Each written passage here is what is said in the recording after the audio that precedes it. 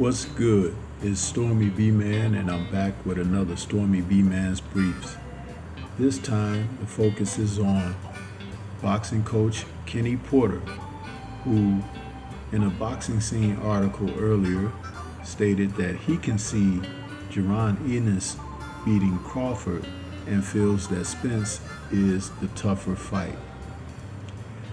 When you have a coach and trainer who has had an inside track on fighters, as Mr. Porter has, where he's worked with fighters like Terrence Crawford, Earl Spence, when they were young and amateurs, and when they were first turning pro, when they've been in the gyms working, he can make a proper assessment of the talent at hand.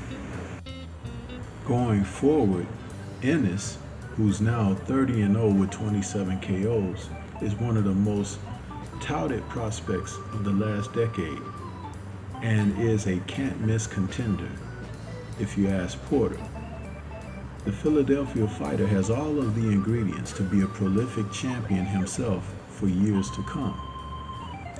Porter goes on to say, he's a dynamic fighter.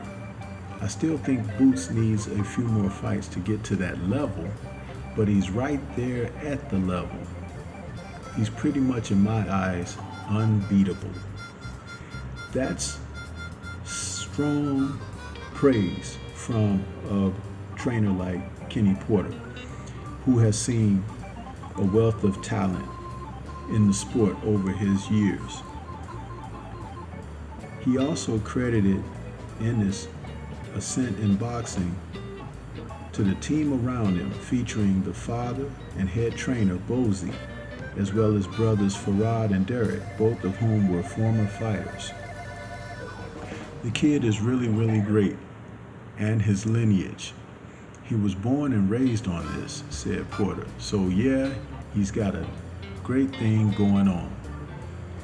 And I like the fact that Kenny Porter is able to give a reasonable assessment of Jaron Ennis and his team. Too many times you can hear people taking jabs and stabs at upcoming talent, seemingly not to want to give credit where credit should be given. This is one of the reasons why Coach Derek James has not received the accolades properly that he should receive. There's too much of that dissension where people feel like if you give a compliment or you give praise to someone else for their accomplishments, that it takes away. But Porter is a smart man. He realizes and recognizes what the future holds, and there's respect in that. And when you take a young talent like Jaron Ennis, it's interesting that you hear about other contemporary fighters like Virgil Ortiz, for example, and how they praise that he'll be a champion before you know it and this and that. However, with Ennis, it's always he needs this, he needs that, or whatever, but the other fighters in the interim are not facing him. I can see him getting that victory against Crawford. Spence is a tougher fight for him. That's a bigger man on fight night, a much different style in terms of strength and in terms of size differential. Earl presents a much more of a problem than Terrence does. That one, I'm on the fence with that one. If they were fighting today, I'd say Earl beats Ennis, but they're not fighting today. See, another proper assessment of things. However, I will leave room for something else. It's the style that Jaron would bring to a fight with Earl that would give Earl difficulty.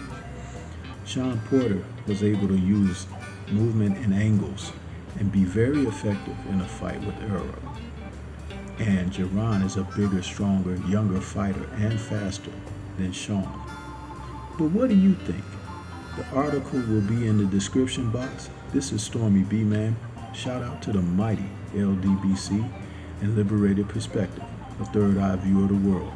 For more content such as this, please like, comment, subscribe, and share.